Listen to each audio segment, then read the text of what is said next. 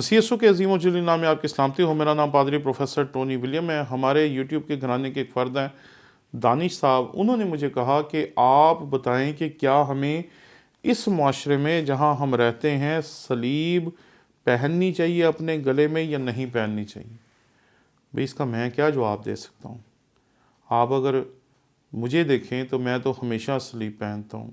आप मेरी गाड़ी में देखें, हमारी चाबियों में देखें, हमारी घरों में देखें तो आपको हर एक जगह सलीब का निशान नज़र आएगा। क्योंकि ये जो सलीब का निशान है ये दरअसल हमारा फ़ख्र है। ये निशान नहीं है बल्कि ये दरअसल इस बात की अलामत है कि ये वो चीज़ है जिस पर मसीह खुदावंद ने अपने आप को कुर्बान किया और आपके और मेरे लिए ज़िंदगी ख़रीद ली।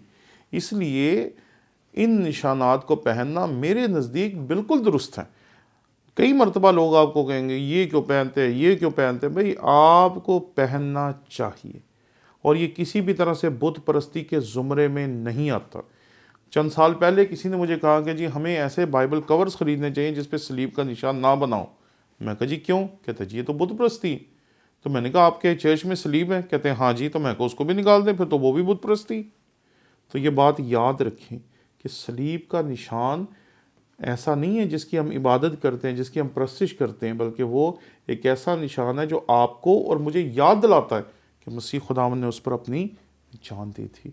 इसलिए इन तमाम बातों से बाहर निकलें और बाहर निकल के इस हकीकत की तरफ अपने आप को लेकर आएँ कि ये वो निशान है जिस पे मसीह खुदावंद ने अपनी जान दी थी।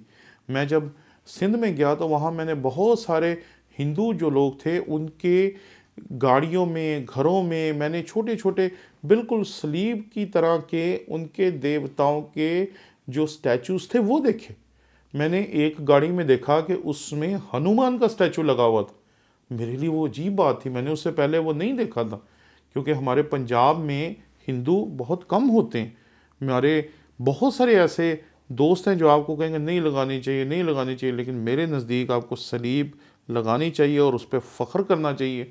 क्योंकि अगर सलीब की रागनी मेरी ज़िंदगी में ना होती तो शायद खुदा ने जितनी इज़्ज़त, दौलत, शोहरत और सब कुछ हमें बख्शा है इसमें से कुछ भी हमारे पास ना होता। ये सलीब का मौजज़ा है कि मैं आपके साथ बात कर रहा हूँ। क्योंकि मैं अक्सर कहने में कोई शर्म महसूस नहीं करता कि मैं इंतहाई गरीब घराने से था।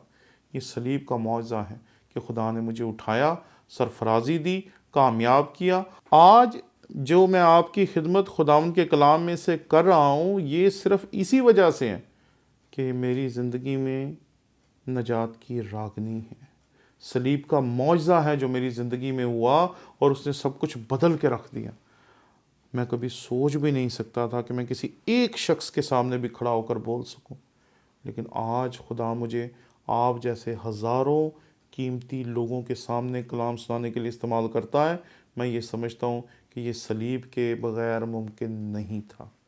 अगर वो हमारे लिए कुर्बान ना होता, हम तौबा ना करते और उसकी निजात हमारी ज़िंदगी में दाखिल ना होती तो शायद हम कभी भी आपकी खिदमत करने के काबिल ना होते और शायद इस दुनिया के अरबों करोड़ों बेनाम लोगों की तरह पैदा होते और इस दुनिया से चले जाते।